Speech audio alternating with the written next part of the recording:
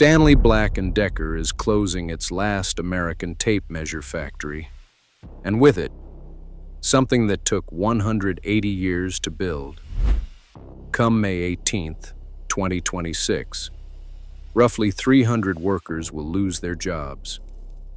For the first time in New Britain's 155-year history as a city, the hardware city, as it's been known for generations, Stanley won't be manufacturing anything there.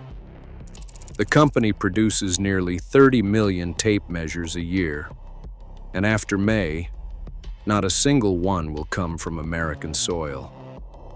This is what deindustrialization looks like up close. Not an abstract economic trend, but a specific factory, a specific city, and specific people who built their lives around both. What makes this story more than just another factory closure headline is the official reason Stanley gave. The company says customers want double-sided tape measures, the kind with numbers printed on both sides of the blade, and the New Britain factory only makes single-sided ones. The double-sided versions are made in Thailand. In other words, the official explanation for offshoring 300 American jobs is the placement of numbers on a tape measure blade. If you've ever used a tape measure in your life, that explanation probably sounds a little thin. And you wouldn't be alone in thinking so. Pete Kayer, a former Stanley employee, told the Wall Street Journal that in all his time at the company, he never once heard anyone raise a concern about single-sided versus double-sided tape measures. His words, "There has never been a point in time where we ever heard anything about there being an issue with single-sided versus double-sided." Tradespeople across the country echoed that. One reader joked online, "Today I learned that some of my tape measures have numbers on the back. Never knew that. Never once needed that." The real test of a tape measure has always been blade stiffness and durability, not extra printing. So something else is clearly driving this decision. To understand the weight of this closure, you need to understand what Stanley means to New Britain and what New Britain means to American manufacturing. Frederick Trent Stanley was born in Connecticut in 1802, one of 7 children raised on a farm where the New England work ethic wasn't optional. In 1843, he co-founded the Stanley Bolt Manufactory. When New Britain incorporated as a city in 1850, Frederick Stanley became its first mayor. 7 years later, his cousin Henry founded the Stanley Rule and Level Company in the same city, and by 1920, the two companies merged. Stanley became the dominant force in American hand tools. For generations, being a Stanley man wasn't just a job description. It was an identity passed down at the dinner table. Fathers brought sons through the same gates their own fathers had walked through. During the Second World War, the New Britain plants shifted to support the war effort, turning out precision components alongside the hand tools that had made the city famous. The hardware city nickname took on a sharper meaning during those years. This was a town that armed and equipped a nation, not just one that sold tools at the hardware store. At its peak, the Stanley Works manufactory building stretched for nearly a mile and employed 5,000 people. 5 industries at their height in the mid-20th century employed 35,000 people across New Britain. Stanley wasn't just the city's largest employer. It helped build the place itself. The company planted the seeds for the New Britain Institute, the public library, the city's art museum, and the New Britain Normal School, which eventually became Central Connecticut State University. Stanley was even behind Walnut Hill Park, designed by Frederick Law Olmsted, the same landscape architect who created Central Park in Manhattan. Locals remember the Stanley whistle blowing every day at noon. They remember the company trucks on the streets, the Industrial League sports teams where Stanley Hardware played Stanley Tools played Stanley Steel. As former Mayor Aaron Stewart put it, "You're born into it." It was part of your history lessons growing up. We are the hardware city because of Stanley Works. New Britain and Stanley Works are just synonymous. The tape measure itself carries its own remarkable history. The concept of a retractable tape measure traces back to 1821, when a British metalworker named James Chesterman repurposed surplus flat wire from out-of-fashion pannier dresses to create a flexible measuring tape. In the United States, a Wisconsin surveyor named William H. Payne earned the first 2 tape measure patents in 1860. Stanley turned the tape measure into the tool we all recognize today. In 1931, Stanley acquired the Farrand Rule Company, founded by inventor Hiram Farrand, which had invented the first coiling tape measure in 1922. By 1956, Stanley added a retracting spring, creating the first truly modern retractable tape measure. Then came March 1963, when Stanley introduced the Power Lock, the first tape measure with a molded ABS case, a thumb-actuated lock, and a riveted end hook. That distinctive D-shaped case became iconic. The lifeguard yellow blade color beat out white and other options to become the industry standard.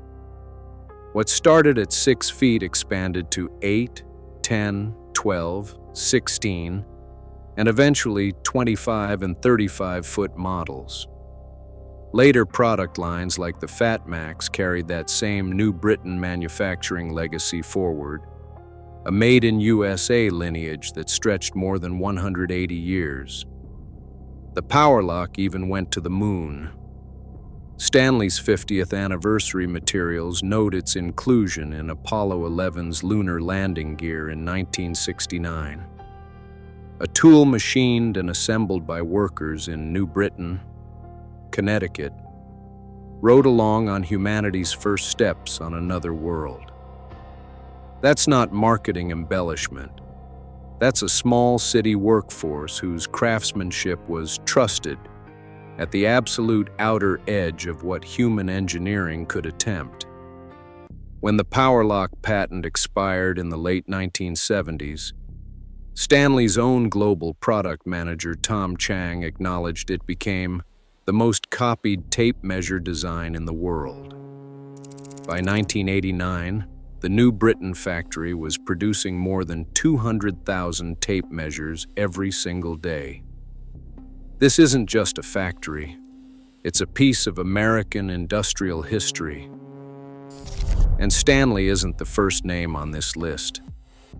Over the past 2 decades, tool after tool that once carried the promise of made in USA quietly moved offshore. The offshoring playbook has become so familiar it barely makes the news anymore.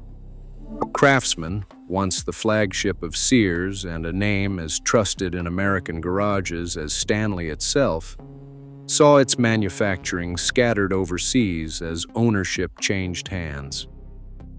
Other legacy hardware names followed the same script. A respected brand gets sold, folded into a larger conglomerate, and within a few years, the engineered in America language on the packaging quietly becomes designed in America, while the actual manufacturing address moves to Mexico, China, or Southeast Asia. The brands that survive as true holdouts get talked about today, almost like rare species, worth naming specifically because there are so few of them left. Klein Tools, still manufacturing in Illinois. Channel Lock, still in Pennsylvania. Companies like those are the exceptions that prove the rule of American manufacturing decline. Stanley's closure doesn't happen in isolation. It's the latest entry in a pattern that anyone who's watched the hand tool aisle over the last 20 years will recognize immediately. Another chapter in the long story of deindustrialization that has hollowed out manufacturing communities from the Rust Belt to New England. Stanley Black Decker says it considered upgrading the New Britain facility for double-sided production, but determined it wasn't fiscally prudent. Critics point out that when Milwaukee Tool acquired Empire Level, they invested in modernizing and expanding that company's American factory. The implication is clear. Updating domestic facilities is possible, if you're willing to spend the money. The broader picture isn't pretty. Stanley Black Decker has been in restructuring mode for years, recording approximately $141 million in restructuring charges in 2022 and another $39 million in 2023.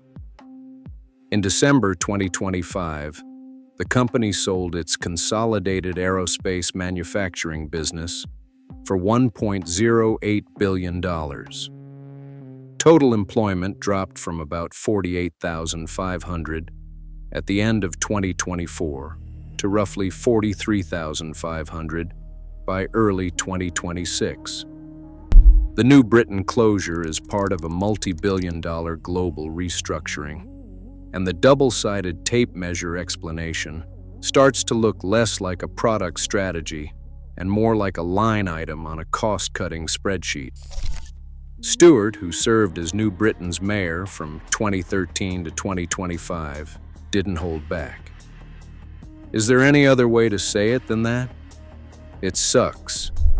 You're watching history disappear. American-made tape measures aren't dead, though. 3 brands are still producing them domestically. U.S. Tape operates out of Pennsburg, Pennsylvania. Founded by surveyor Justus Rowe in 1876, the company may be the oldest in the world still producing steel tape measures. They employ over 150 workers across facilities in Pennsylvania and Sonoma, California, and they've built a family of brands including Spencer Loggers Tape, Durawheel, Stringliner, and Occidental Leather. Over 140 years in, and still going. Empire Level operates in Mukwonago, Wisconsin, about 33 minutes west of Milwaukee. Empire employs over 200 people and manufactures in the USA. After Milwaukee Tool acquired the brand, they invested heavily in the factory and the product line. Business soared, and Empire has released more successful products than ever. This is the counterexample that critics of Stanley's decision keep coming back to. And it's worth noting that Lufkin, another long-established tape measure brand, represents exactly the kind of competitor legacy that makes Stanley's exit from domestic production sting even more for people who care about where their tools are made. The Perfect Measuring Tape Company has been in operation since 1912, assembling 2 types of tape measures at their American facility. It's worth noting they do rely on overseas production for a portion of their line. And there's an important distinction between made in USA with global materials, and assembled in USA. Most domestic tape measure production today falls into that middle category. A reminder that made in USA versus made in Thailand isn't always a clean binary, but it still matters to the tradespeople and hobbyists who seek out that label. Stanley's headquarters will remain in New Britain. The corporate offices are leased there, and the company still operates across 108 facilities globally. But the factory floor, the one that rang with the sounds of American manufacturing for over 180 years, will go silent. The IAM Union's Eastern Territory. General Vice President David Sullivan called the closure a move that will devastate hundreds of hardworking IAM. Local 1433 members and the broader community that has supported this company for generations. Under the WARN Act, Stanley was required to give workers 60 days advance notice of the mass layoff, a legal requirement that can tell workers a closure is coming, but can't stop it. For the roughly 300 workers losing their jobs, this isn't an abstract restructuring line item.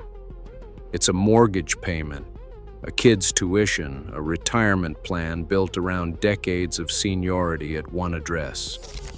Many of them are second or third generation employees, following parents and grandparents onto that same factory floor. When the last shift ends in May, it won't just be a production line shutting down.